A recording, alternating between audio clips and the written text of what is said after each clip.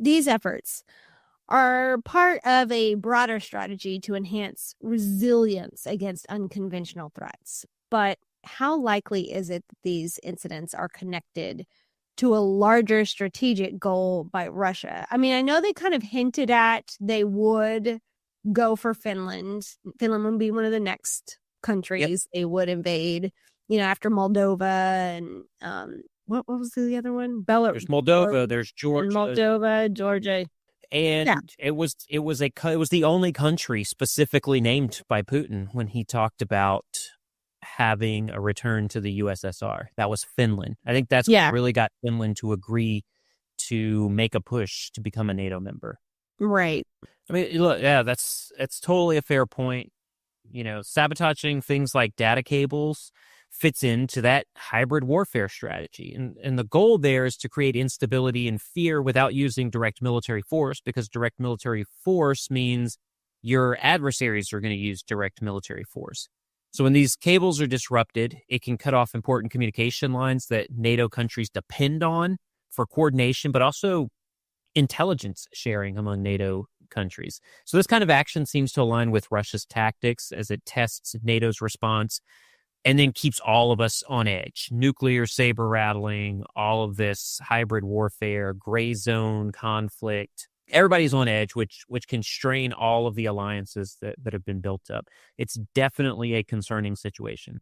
So let's get to the real crux of the issue, which is how prepared is NATO for these types of threats, and what actions are being taken? NATO's honing in on the Baltic Sea as a key area for defense, and they stepped up joint exercises in that region. For instance, Lithuania has recently increased its naval patrols. Other Baltic states are tightening their security measures around their own waters, and NATO is also collaborating closely with member nations to share not only just intelligence, but how to secure their critical infrastructure.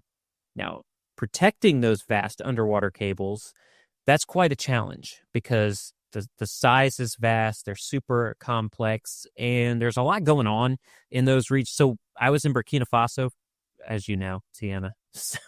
But there was work being done on some lines, and I forgot where it was, but those lines were the internet cables that connected our internet service.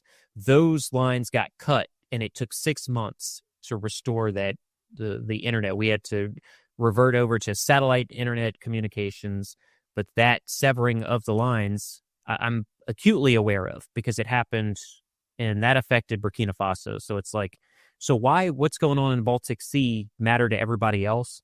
Well, it can cut your internet lines and your lines of communication, and now you don't have the ability to communicate with people. Right. So it's not just about Scandinavian countries possibly having their infrastructure compromised. It can go to Africa, or it can go to the Mediterranean, or, Absolutely. So. You're absolutely correct. So what do you think NATO's next step should be in the face of these recurring incidents? Well, look, I mean, they are stepping up their game when it comes to monitoring and surveillance of these incidents. I think it's best that they allocate more resources to protect critical infrastructure. This hybrid warfare is going to affect every single person. And so the more defenses we have in place for infrastructure, the better. What I'm talking about is unmanned underwater drones. I've seen a lot of these at MIT being used. I think they're important on stopping these cable cuts. They could also use specialized naval assets to help deter or quickly spot any sabotage to try to get ahead of that. I also think that there should be a coordinated diplomatic response, and that would be aimed at putting pressure on any actors suspected of sabotage. Russia, China, even NATO countries that might try to sabotage these things. I also think that intelligence sharing is key. That's across NATO, the European Union, with the United States, and it's super important for understanding and staying ahead of hybrid threat like we're seeing right now.